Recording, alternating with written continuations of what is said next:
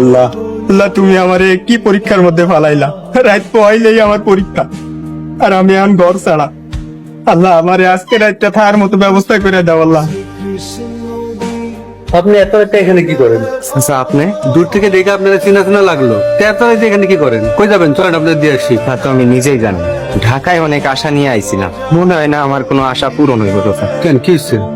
রাত পোহালেই আমার মেডিকেলের ভর্তি পরীক্ষা। যে বাড়িতে থাকতাম ওইখান থেকে আমার এত রাইতে বের করে দিচ্ছে। আমি যে এত রাইতে কই যামু কই থাকমু কিছু বুঝতাছি না। আল্লাহর দুনিয়ায় আল্লাহ কোনো না কোনো একটা ব্যবস্থা করে রাখছে।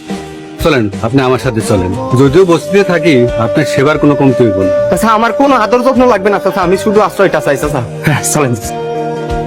উনি কে? গ্রাম থেকে আইছে, ওই যে ডাক্তারি ভর্তি পরীক্ষা আছে না, ওইটা দিব।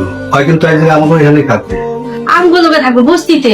আমার তেমন কোনো চাহিদা নেই, শুধু পড়ার জন্য একটু জায়গা দরকার। এমনিতেই এত ঝামেলার মধ্যে একটুও পড়তে পারি। কাল সকালে আমার পরীক্ষা দিয়েই গ্রামে চলে যাবো। যত দিন মন চায় আমগো এনে থাকো, লেখাপড়া করো। তুমি তো আমাদের পোলার মতোই। আপনারা অনেক ভালো মানুষ, আমার জন্য আপনারা দোয়া করবেন। আমার কাল পরীক্ষা।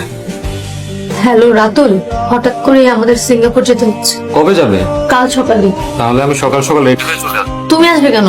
তোমার আসতে হবে না, আমরা তো ভোর রাতে এয়ারপোর্টে চলে যাবো। আচ্ছা, কবে আসবে? একদম শিওর বলতে পারছি না। সব গোছানো কি শেষ হয়েছে? হ্যাঁ ড্যাডি, সব গোছানো কমপ্লিট। অফিসে কিন্তু তার লাগানো হয়ে গেছে। এতগুলো লোকদেরকে ঠকে আমরা কি পালিয়ে যাব? হ্যাঁ যাবো, আমরা যা করছি নিজেদের ভালোর জন্য করছি। কিন্তু রাতুল তো আমাকে সত্যিই ভালোবাসে। এইসব মিথ্যে আবেগ দিয়ে জীবন চলে না। আল্লাহর কাছে দোয়া করি, আল্লাহ তোমার অনেক বড় করুক। প্রত্যেকটা ঘরে যেন তোমার মতো পোলা জন্ম নেয়। আমি মন থেকে দোয়া করতেছি, তুমি একদিন এই শহরের সেরা ডাক্তার হইবা। আমি আমার সাধ্য মতো চেষ্টা করি। কাল রাইতে যদি আপনি আমার এই উপকারটা না করতেন, আজকে আমি পরীক্ষা দিতে পারতাম। আমার স্বপ্নই রয়ে যায়। যাও, ঠিক মতো পরীক্ষা দাও।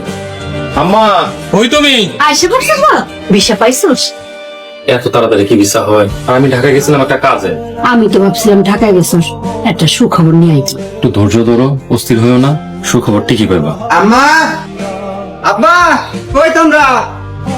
আম্মা, সেই লাইছি হাড়ের মতো চিল্লাইতেছিস কেন? তুই যে আইছো সেটা তো আমরা দেখতাছি। না, অনেকদিন হইলো সবাই দেখি না তো, তাই। তুই কেমন আছোস? তোর ভিসার খবর কি? ভিসা হয়ে যাবো। আর তুমি এত তাড়াতাড়ি ঢাকা থেকে চলে আসলা কেন? পরীক্ষা তো শেষ, রেজাল্ট দিতে তো কিছুদিন সময় লাগবে। একেবারে ডাক্তার হইয়া সাত মুখটাই দেখাইতে আইতি, এখন আবার আইতে গেলি কেন? আমার ঢাকায় থেকে কি করুম? ঢাকায় থাকতে যে খরচ, তাই চলে আইছি। ঢাকায় থেকে টাকা পয়সা কামাই করতি, আল্লাহ না করুক যদি ডাক্তারিতে চান্স পাইয়াই যাস, তাইলে লেখাপড়া করতে টাকা পয়সা লাগবো না? তুই আবার মনে করিস না তোর পড়ালেখার খরচ আমরা দিব। আম্মা, এইটা তুমি কি কও? রাতুল আর কলির পড়ার খরচ তো তোমরাই দিছো, আমারটা দিলে কি ক্ষতি? তুমি আমাদের সাথে তুলনা করতেছো? আরে তুমি ভুলে যাও কেন? তুমি আমাকে সৎ ভাই, আমার আম্মাই তোমার লালন পালন করছে, এটাই তো অনেক। ভাই, এইটা তুই কইতে পারলি? আর কথা বাড়াই কাম নাই। আইসাই যখন পড়ছস, আগে যা করতি তাই করবি, ক্ষেত খামারে দেখাশোনা করবি।